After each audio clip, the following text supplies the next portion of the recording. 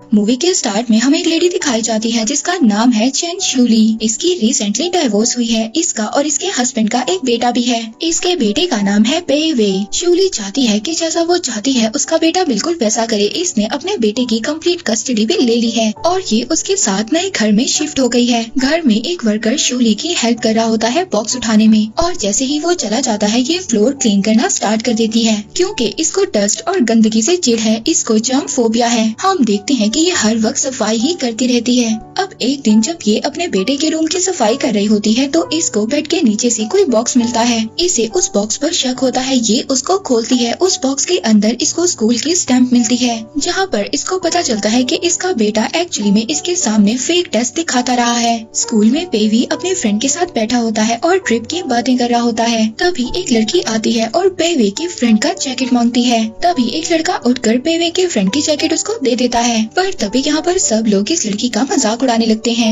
हम यहाँ पर पेवी को देखते हैं। वो अपने रिपोर्ट कार्ड की एक फेक कॉपी बनवाता है अपने घर वालों को दिखाने के लिए और वो घर में मौजूद स्टैम्प इस पर लगाएगा क्योंकि पेवी अच्छे तरीके से जानता था अगर उसने अच्छे मार्क्स नहीं लिए तो उसकी मदर उसको ग्रेजुएशन ट्रिप पर जाने नहीं देंगी। अब जब ये घर पहुँचता है और पहुँचकर वो बॉक्स ढूंढता है तो वो बॉक्स तो इसको कहीं पर भी नहीं मिलता। इसकी मदर इसके रूम में आती है और ये ऐसे प्रिटेंड करता है कि जैसे ये पढ़ रहा था। पर तभी इसकी मदर इसके सामने वही बॉक्स करती हैं जिसे देखकर ये बहुत ज्यादा परेशान हो जाता है। इसकी मदर को इसका सीक्रेट पता चल गया था। इसकी मदर इसको डांट रही थी मगर ये इग्नोर कर रहा था। यहाँ पर शूली को बहुत ज्यादा गुस्सा आ जाता है। अब वो अपने बेटे से रियल रिपोर्ट कार्ड पूछती है मगर ये कहता है कि मेरा रिपोर्ट कार्ड गुम हो गया है। पेवी को पेंटिंग में बहुत ज्यादा इंटरेस्ट है मगर इसकी मदर को इसकी ये हॉबीज बिल्कुल भी पसंद नहीं है। इसकी मदर इसे ये भी कहती है कि जो तुम्हारे मार्क्स अच्छे नहीं आते वो इस वजह से नहीं आते, तुम हर वक्त पेंटिंग में लगे रहते हो। और साथ ही में इसकी मदर इससे ये भी कहती है कि तुम ग्रेजुएशन टूर पर नहीं जाओगे। अब यहाँ पर पेवी को गुस्सा आता है। वो कहता है कि अगर मेरे फादर आपकी जगह होते तो वो मुझे जरूर जाने देते। अब शूली यहाँ से चली जाती है। वो सारी रात जागती रहती है। इसके बाद वो अपने बेटे का गुस्सा ठीक करने के लिए उसका दरवाजा खटखटाती है मगर यहाँ पर पेवी कोई भी आंसर नहीं करता। इसके बाद ये एक स्टोर पर जाकर सिगरेट खरीदती है। वहाँ पर शूली को एक एडवर्टाइजमेंट दिखती है जहाँ पर एक आदमी कह रहा था क्या आपके बच्चे भी आपका कहना नहीं मानते। शूली जब ये सुनती है तो फौरन से उसकी तरफ देखती है। ये बड़े ही ध्यान से इस वक्फे को सुनने लगती है। एडवर्टाइजमेंट में ये बताया जा रहा था कि साइंटिस्ट ने अपनी टेक्नोलॉजी को यूज कर एक ऐसा रिमोट बनाया है जिसमें कि बच्चे माँ बाप का कहना मानेंगे। अब एडवर्टाइजमेंट में ये तो नहीं बताया गया कि एक्चुअली में ये प्रोडक्ट है क्या। पर तभी शूली को अपने पास वही खड़ा आदमी दिखाई देता है जो इसने एडवर्टाइजमेंट में देखा था। वो यहाँ पर शूली से पूछता है कि क्या आप इस डिवाइस में इंटरेस्टेड हैं। उधर हम पेवी को देखते हैं जो देर से उठता है और जल्दी से अपने स्कूल के लिए तैयार होता है। रास्ते में वो एक लड़के से टकराता है। इसके बाद वो स्कूल जल्दी जाने के लिए टैक्सी में बैठ जाता है। टैक्सी का ड्राइवर इससे बातें कर रहा था। इसको ऐसा लग रहा था कि जैसे सेम डे इसने कल भी गुजारा था। जब ये क्लास में पहुंचता है तो ये लेट था। ये अपने साथ वाले फ्रेंड से पूछता है कि आज क्या डेट है। वो बताता है कि आज जून 7 है। इस पर पेवी उसको कहता है कि ये डेट तो कल थी। इसको बहुत ज्यादा गुस्सा आ जाता है। इसके बाद ये स्कूल से बाहर जाता है और अपने फ्रेंड्स के साथ बैठा होता है। अब वो लड़की जो कल आई थी इसके फ्रेंड की जैकेट मांगने, वो आज भी आकर इसके फ्रेंड की जैकेट मांग रही थी। इसको सब कुछ बहुत ज्यादा अजीब लग रहा था कि वही सब कुछ जो कल हुआ था वही सब कुछ आज हो रहा है। इसके बाद ये घर वापस आ जाता है और अपने बेड के नीचे बॉक्स ढूंढने लगता है। इसको पता था वो बॉक्स आज इसको नहीं मिलेगा मगर आज वो बॉक्स इसको बेड के नीचे से मिल जाता है। वो ये नहीं चाहता था कि कल की तरह का दिन आज फिर गुजरे कि इसकी मदर आज इसको फिर डांटे। ये फेक रिपोर्ट कार्ड लेता है, उस पर स्टैंप लगाकर अपनी मदर को दिखा देता है। अब इसकी मदर जब ये रिपोर्ट कार्ड देखती हैं तो परेशान हो जाती हैं मगर इसको डांटती नहीं है। वो ये भी नहीं कहती कि तुम मुझसे झूठ बोल रहे हो। वो कहती हैं चलो बैठकर डिनर करो। अब अगले दिन भी ये लेट ही उठता है। जब ये दोबारा जा रहा होता है तो रास्ते में उसी लड़के से टकराता है और तो और सेम टैक्सी में बैठता है। टैक्सी का ड्राइवर भी इससे बातें कर रहा था। वो वही बातें कर रहा था जो कल उस टैक्सी ड्राइवर ने की थी। अब इसको यहाँ पर ये बात समझ आ जाती है। अब यहाँ पर इसको समझ आ जाती है ये एक लूप में फंस चुका है। हर दिन वही होता है जो पिछले दिन हो चुका है। अब ये स्कूल जाता है और डेट चेक करता है। उस दिन भी 7 जून ही था और साथ ही में वही लड़की आकर दोबारा से इसके फ्रेंड का जैकेट मांगती है। अब ये बहुत ज्यादा परेशान हो गया था। ये घर दोबारा आता है और अपनी मदर को वही फेक कार्ड दिखाता है मगर आज इसकी मदर इस कार्ड पर बिलीव नहीं करती। वो कहती है कि मैंने तुम्हें 3 चांसेस दिए हैं ताकि तुम अपनी गलती को ठीक कर सको मगर ना ही तुमने अपनी गलती को ठीक किया और ना ही कोई सबक हासिल किया। पेवी अपनी मदर को बहुत ही हैरानी से देख रहा था। पेवी की मदर उसको बता रही थी अगर तुमने अपनी गलती को ठीक नहीं किया तो तुम हमेशा इसी लूप में फंसकर रह जाओगे। इसकी मदर इसके सामने रिमोट निकालती हैं और रीसेट का बटन सेट करती हैं और यहाँ पर पेवी नेक्स्ट मॉर्निंग के लिए रीसेट हो जाता है। आज भी 7 जून में वो चौथी दफा उठा था। इसकी मदर ने उसी स्ट्रेंजर से इस डिवाइस को लिया था। इसकी मदर ये डिवाइस इसको टॉर्चर करने के लिए यूज कर रही है। अब पेवी की मदर इसे कहती है कि दोबारा गलती मत करना। पेवी आज भी फेक रिपोर्ट कार्ड अपनी मदर को दिखाता है फेक स्टैंप लगाकर। 4 दिन तक वो उसी दिन को रिपीट करता रहता है।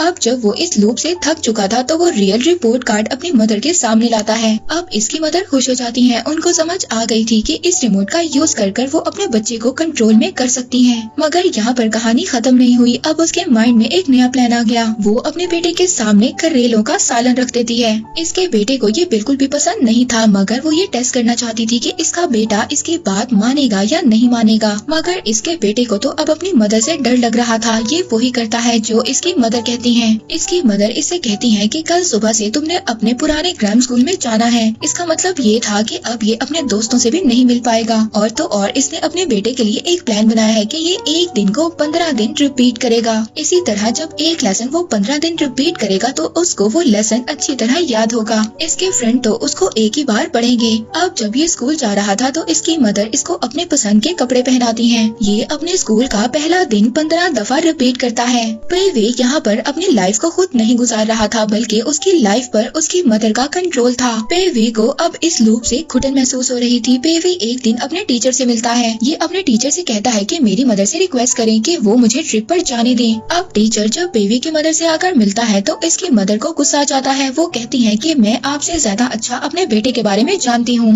आपको मुझे बताने की जरूरत नहीं है। नेक्स्ट डे हम देखते हैं पेवी एक लड़की से लाइब्रेरी में मिलता है जिसका नेम है चिंग फिंग लैन। दोनों को पेंटिंग और जूडो का शौक था। ये दोनों एक दूसरे के बहुत अच्छे दोस्त बन जाते हैं। ये दोनों प्रॉमिस करते हैं कि नेक्स्ट डे ये लोग जरूर मिलेंगे। ये देखते हैं कि आहिस्ता आहिस्ता इनकी फ्रेंडशिप बढ़ती जाती है। हम देखते हैं पेवी एक दिन अपनी क्लास छोड़कर फैंग लैन के घर पहुंच जाता है। फैंग लैन यहाँ पर उसको अपनी मदर से मिलवाती है जो कि एक पेंटर है, और इसके बाद उसको अपने फादर से मिलवाती है जो कि एक म्यूजिशियन है। फैंग लैन के पेरेंट्स पेवी की मदर की तरह बिल्कुल भी नहीं है। इसके बाद पेवी फैंग लैन के साथ टेरेस पर जाता है। ये दोनों वाटर गन की हेल्प से पेंटिंग करते हैं। बहुत टाइम के बाद पेवी ने इतना सारा फन किया था। फैंग लैन पेवी को बताती है कि उसकी ख्वाहिश है वो न्यूयॉर्क जाकर आर्ट्स की स्टडी करे।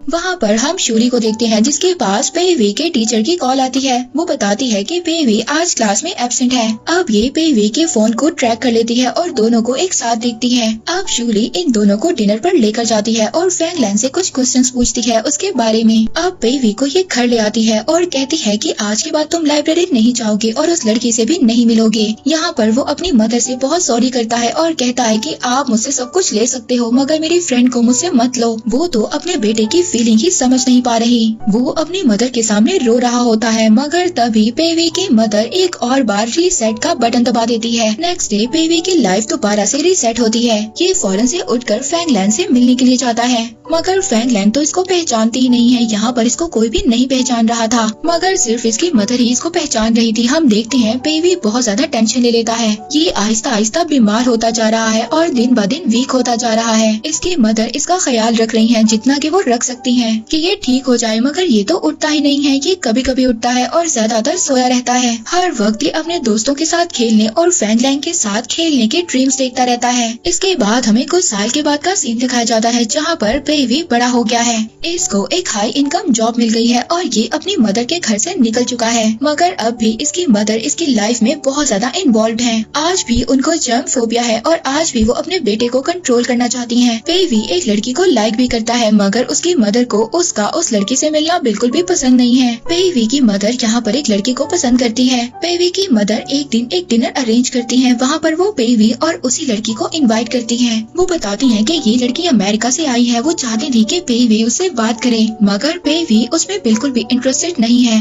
डिनर के बाद शूली इन दोनों को अलग करती है, तो वहाँ पर वो लड़की उसको बताती है कि वो पेवी को बिल्कुल भी पसंद नहीं करती और ना ही उससे शादी करना चाहती है। पेवी भी उसको कहता है कि वो किसी और लड़की को पसंद पसंद करता है। ये लड़की पेवी को बताती है कि अमेरिका में उसकी लाइफ कैसी थी। यही बात से पेवी को फैंगलैंड याद आ जाती है। वो आज भी फैंगलैंड को याद करता है, उसको बिल्कुल भी नहीं भूला। उसकी मदर किस तरह से उसकी लाइफ में इन्वॉल्व हुई, वो आज भी अपनी मदर को ब्लेम करता है। अब जब ये घर आता है तो इंटरनेट पर फैंगलैंड का नाम सर्च करता है। इसके बाद इसको पता चलता है कि फैंगलैंड न्यूयॉर्क में एक आर्टिस्ट है। इनकी पिक्चर्स देखकर इसको अपना बचपन याद आ गया था। अगले दिन ये अपनी मदर की वेकेशन की फ्लाइट बुक कर देता है। इसकी मदर छुट्टियों के लिए यूरोप जाएंगी। अब जब इसकी मदर यूरोप जा रही होती है तो फौरन से ये घर जाता है और घर जाकर उसी रिमोट को ढूंढने लगता है, मगर पासपोर्ट नहीं मिलता। अब इसकी मदर को भी रास्ते में ये बात याद आती है कि वो पासपोर्ट तो घर ही भूल आई है। अब शूली जब घर वापस आती है तो वो घर के सामने अपने बेटे को देखती है तो ये अपने बेटे से गुस्से से कहती है कि तुम इस रिमोट के साथ क्या करना चाहते हो। अब उस रिमोट को लेकर इसका बेटा जैसे ही इसके पास आ रहा होता है तो एक कार रोड पर उसको हिट कर देती है। सीन उस दिन पर शिफ्ट हो जाता है जहाँ पर ये पहले दिन फैंगलैंड से मिला था। फैंगलैंड उसकी तरफ देखती है और स्माइल करती है, मगर बेवी की आंखों में आंसू थे।